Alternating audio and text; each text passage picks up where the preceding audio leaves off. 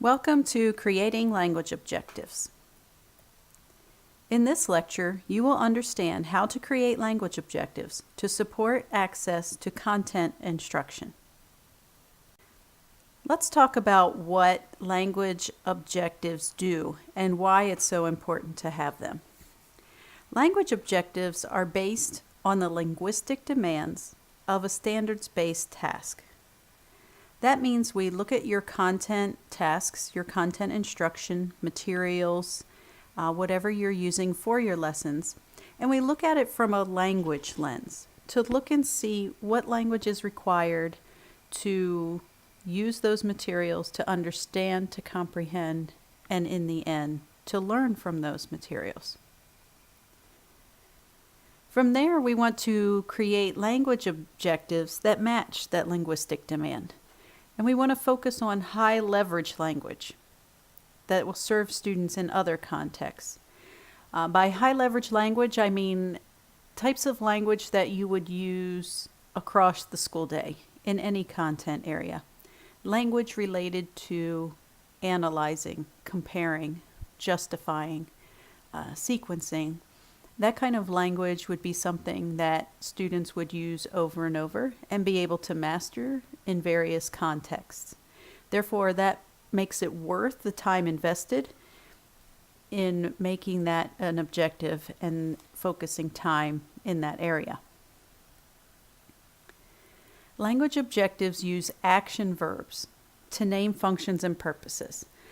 So why are students using language in a specific task? What are they going to do exactly with that language? Are they going to justify? Are they going to explain? Are they going to argue? So we need to think about what we want them to do with that language. We also want to think about what target language we want to use.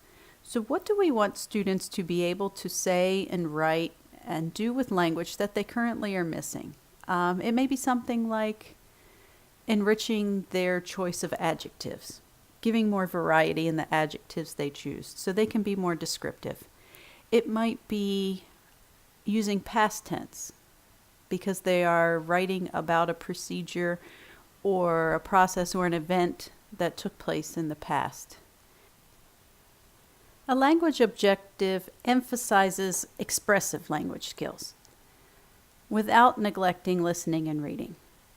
So while we do want you to focus on all four language domains, listening, speaking, reading, and writing, a lot of the skills for listening and reading are covered within the context of the classroom and don't necessarily need a targeted language objective unless there's a very specific skill that you see as missing.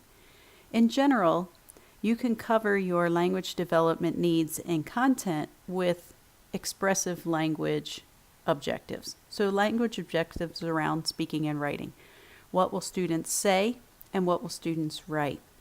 This way we are working on the language skills that will help students express what they know about the content, to justify and to prove to you what they know and what they're learning so that you can adjust, grade, and plan accordingly.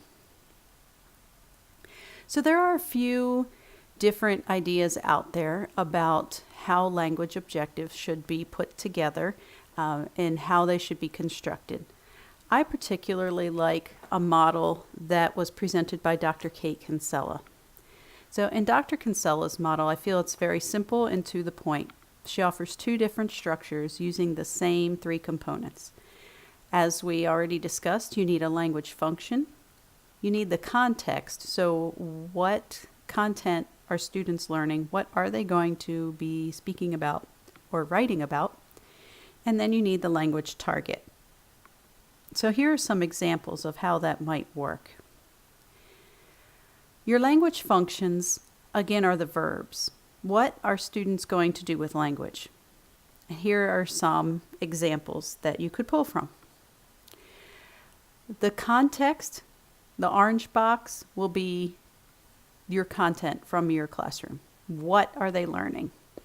And the language target would be what part of language do you want them to build? So while they are retelling, are they using sequence words to retell? Or if they are describing, maybe they're going to enrich their adjectives, as we said before.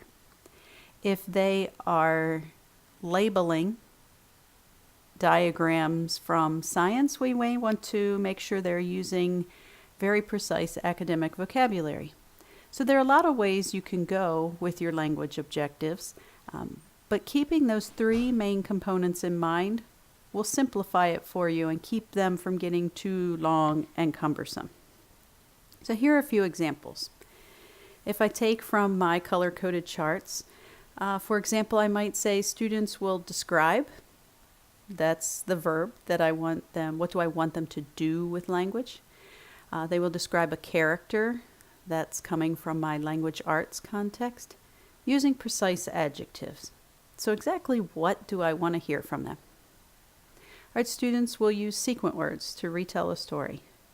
Students will explain the process of finding perimeter using precise academic vocabulary. With this kind of mix and match system, it gives you a place to start. There are a lot of resources on the internet about language function, verbs, and different pieces of language development and characteristics of language that you can include in your language objectives as well. I think this list is a great place to get you started, and then you can fine-tune as you go. All right, so earlier I said that we base our language objectives on the linguistic demands of a standards-based task. So how do I know what this is?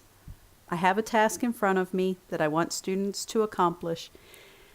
How do I know the linguistic demand?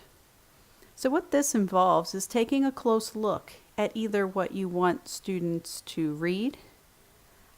It may be that you want students to write a response about something, and in that case, I would ask you to first write your model response. What would a model response look like or sound like if it's being given orally? What would be in that model response? What language do you see? What vocabulary do you see? What structures? What language functions? What's going on that we can pull from?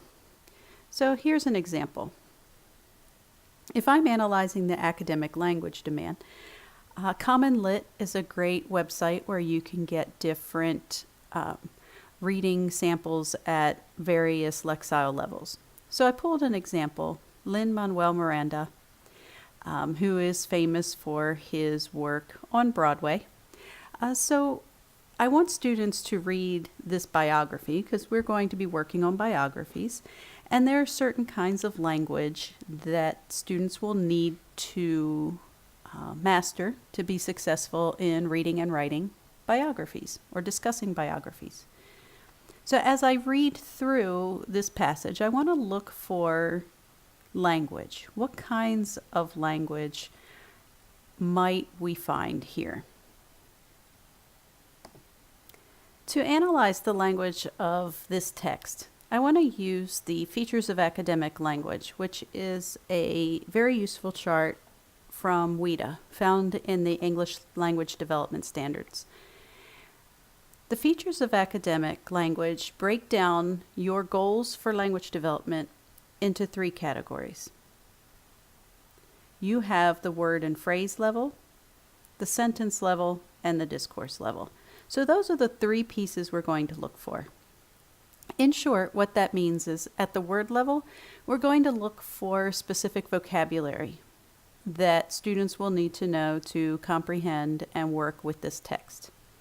I wouldn't focus so much on the maybe Broadway related vocabulary, because remember, we're looking for things that will cross different contexts and content areas. So I want to find high usage vocabulary, words that are powerful, biggest bang for your buck kind of words. Then I'm going to look at the sentence level. I want to see what types of sentences are in this passage. Are they very short and brief sentences? Are they complex sentences? Do they use a lot of transition words? Might they have commas and lengthy explanations? I have to think about what kinds of sentences they're using so I can think about how to break that down for students. I also want to look at the discourse level. Overall, what are we going for? What kind of passage are we reading? What do we want students to be able to talk about? Do we want them to be able to explain a person's life in a biography format or retell someone's life as a biography? Do we want students to be able to write their own biography at some point? So what do we want at the discourse level? What's that end goal? So as we think about those three features, I can start breaking down my passage. So if I start with the word phrase level, there are a lot of transitional phrases in this passage. A lot that have to do with cause and effect. In a biography, that will happen where you say, this happened, so consequently, he did X, Y, and Z. Or because of this, he did this. As a result of his upbringing, he then became. So a lot of that transitional phrases aren't natural in everyday speech, so we're going to work on some of those. That could be one of my language objectives, that students will use transitional phrases in their writing. Then I want to look at the sentence level. There are complex sentences. I mean, when you add in those transitional phrases, the sentences get more complex. So I could make a language objective around breaking those sentences down, chunking them and figuring out what they mean, and then being able to use them as models to write our own more complex sentences, which would move us up the proficiency scale. There's also a lot of past and present tense. A biography starts with past tense and then towards the end shifts into present of what that person is doing today, if they're still alive. So I want to make sure students notice that shift and make sure they are comfortable switching from past to present in their own writing.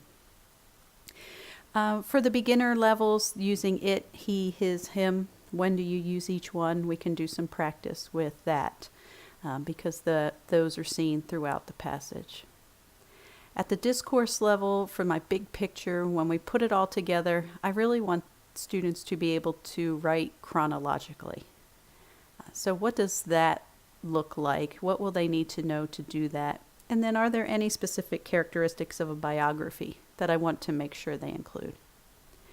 So when I analyze my text, I have more than enough information here to write language outcomes that will last for days, weeks. So I just need to prioritize and think about where my students are right now and what will best help them understand the content and move them to the next proficiency level because we're working on language and content at the same time. So I think based on the students that I'm thinking about, I am going to do something around complex sentences and using sequencing because that goes with my chronological order as well. So we're going to focus on sequencing phrases and complex sentences. So that might look something like this on a given day. Okay, we're going to go back to our chart. I could say compose because I would like for students to write.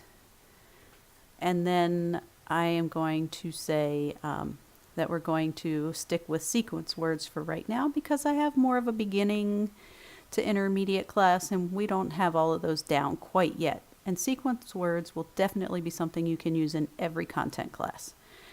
Processes in math, processes in science, historical retelling, a sequence of events in history. Sequence words perfect in any situation. So my language outcome might be students will compose complex sentences using transitional phrases for sequencing. So we're just going to work on putting together some complex sentences.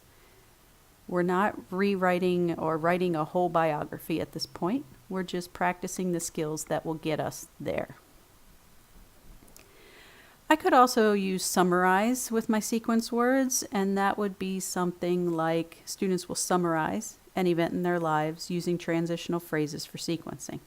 So then we're getting a little closer to biography and working on summarizing or retelling events.